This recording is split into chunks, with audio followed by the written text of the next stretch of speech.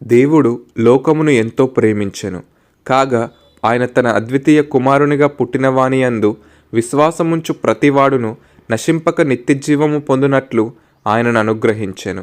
లోకం తన కుమారుని ద్వారా రక్షణ పొందుటకే గాని లోకమునకు తీర్పు తీర్చుటకు దేవుడు ఆయనను లోకంలోనికి పంపలేదు. ఆయన యందు విశ్వాసముంచువానికి తీర్పు తీర్చబడదు. విశ్వసింపని వాడు దేవుని అద్వితీయ కుమారుని నామమందు విశ్వాసముంచలేదు గనుక వానికి ఇంతకు మునిపే తీర్పు తీర్చబడెను. ఆ తీర్పు ఇదే: వెలుగు లోకంలోనికి వచ్చెను గాని తమ క్రియలు చెడ్డవైనందున మనుషులు వెలుగును ప్రేమింపక చీకటినే ప్రేమించిరి. దుష్కార్యము చేయు ప్రతివాడు వెలుగును ద్వేషించును, తన క్రియలు దుష్క్రియలుగా కనబడకుండునట్లు వెలుగునొద్దకు రాడు.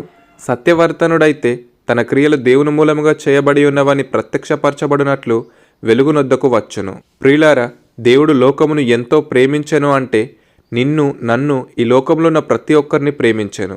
లోకంలో ఉన్న ఏ ఒక్కరు నశించకూడదని దేవుడు క్రీస్తును ఈ లోకానికి పంపించెను. క్రీస్తు మన కొరకు సిలువలో కార్చిన రక్తము వలన మన పాపముల నుండి మనం రక్షింపబడగలం. క్రీస్తు యందు విశ్వాసముంచి ఆయన మార్గంలో నడుచుట వలన మన పాపపు స్వభావం నశించి పరిశుద్ధులముగా మారగలం. క్రీస్తు ఈ లోకానికి వెలుగై ఉన్నాడు. ఆయన దగ్గరికి వచ్చిన ప్రతి వారు వారి యొక్క పాపపు స్వభావాన్ని గ్రహించి దాని నుండి విడిపింపబడతారు.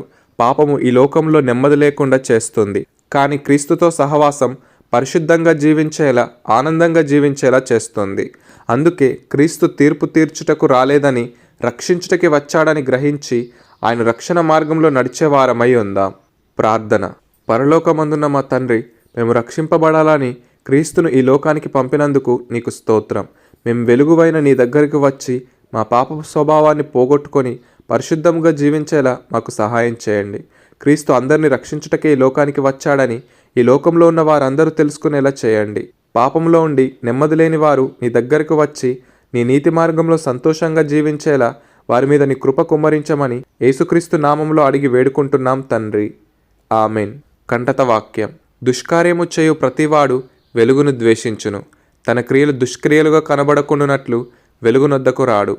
యోహాను సువార్త 3వ అధ్యాయం 20వ వచనం. మీకు ఒక ప్రశ్న: ఎవరు లోకమును ప్రేమించెను? బైబిల్ రెఫరెన్స్: యోహాను సువార్త 3వ అధ్యాయం 16 నుంచి 21వ వచనం వరకు.